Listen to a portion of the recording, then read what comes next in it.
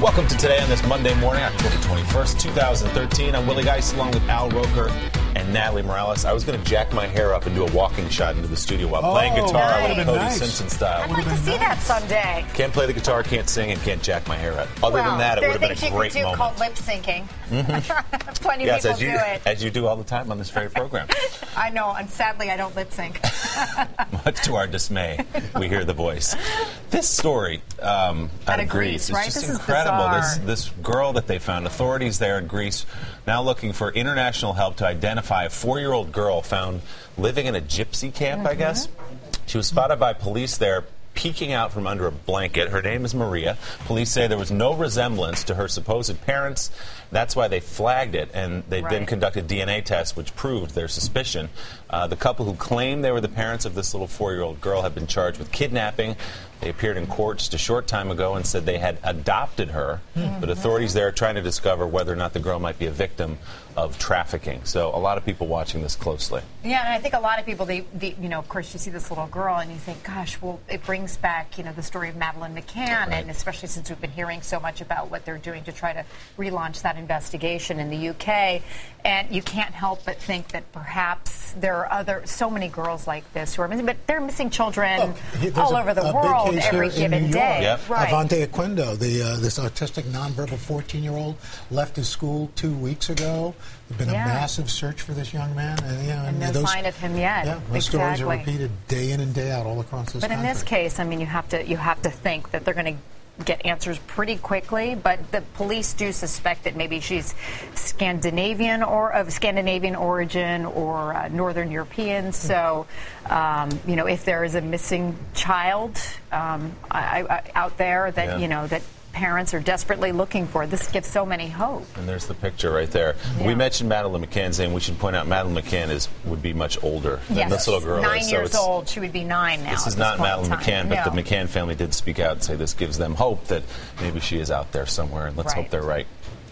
This is a story we were just talking about before we came on the air. A couple of Boy Scout leaders under fire this morning after they filmed themselves, posted it up on YouTube, pushing over an ancient rock formation in Utah's Goblin Valley State Park. Something like 170 million year old rock formation from the Jurassic era. Yeah, I mean, these rock formations are pretty sacred. Yeah. And then you have guys who do something like that. And then do this after. Wow. I mean, and Boy Scout leaders who, are there with the guy who was doing this in front of his son.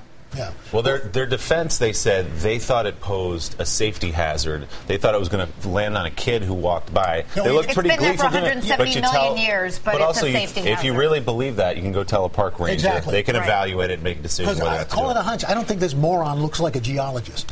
Well, let's the Boy Scouts of America condemned Glenn Taylor's behavior, saying we're shocked and disappointed by this reprehensible behavior. The isolated actions of these individuals absolutely counter to our beliefs and to what we teach. And the guy had filed a civil lawsuit suing for disability compensation, saying he sustained serious, permanent, debilitating injuries. From a car accident 4 years ago. But clearly, he can push a rock. 250-pound boulder, no problem. If only what happened to Wile E. Coyote when he pushed a boulder would happen to this guy.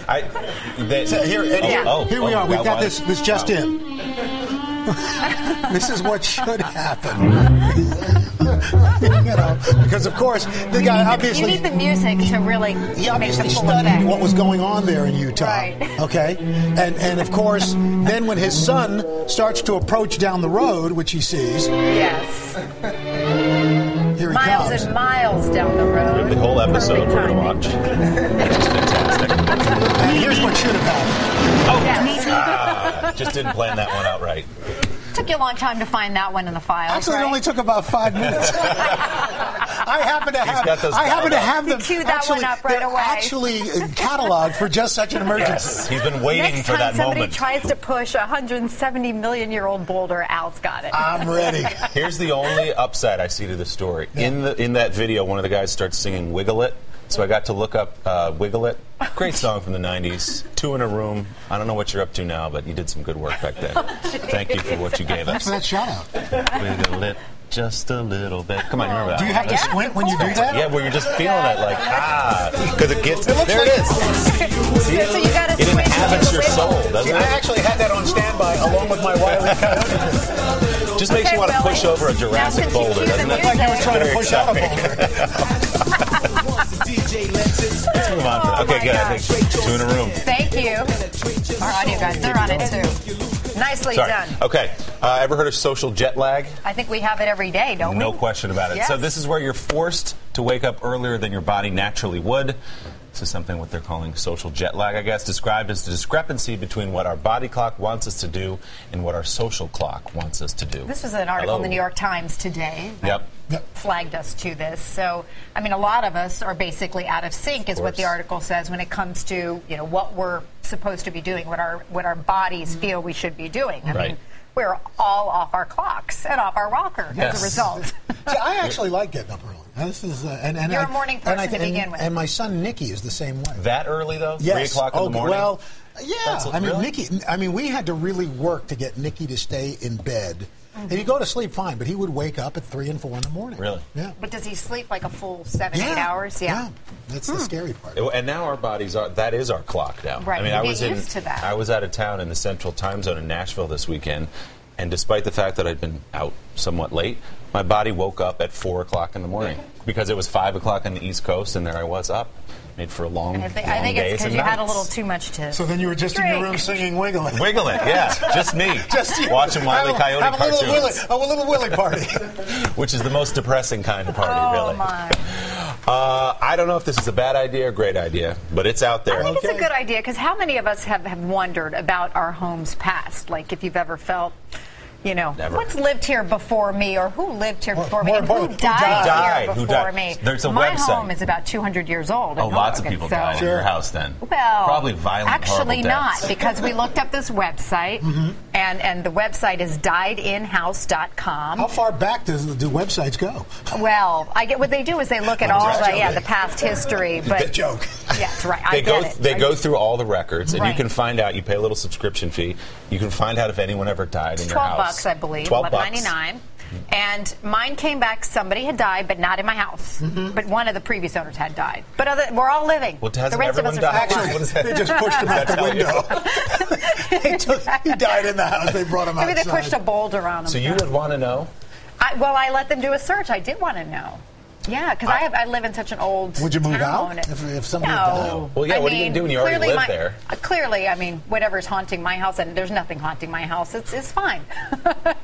I think if you're buying a house and there was something horrible, like a violent death in the house, I wouldn't move into like that an house. Amityville house. You wouldn't want that. Well, yeah, or some stories you read in the news, which we've seen. I wouldn't want to live in that house. But I don't think I would include it as part of, like, the search for a home and, like, do the whole history. Should the realtor have to let you know somebody That's died? a good question, because realtors... If something bad happened, I think they do have to But they don't, know. unless you ask. It's not. Some states it's not legally required, I was just told. Oh, okay.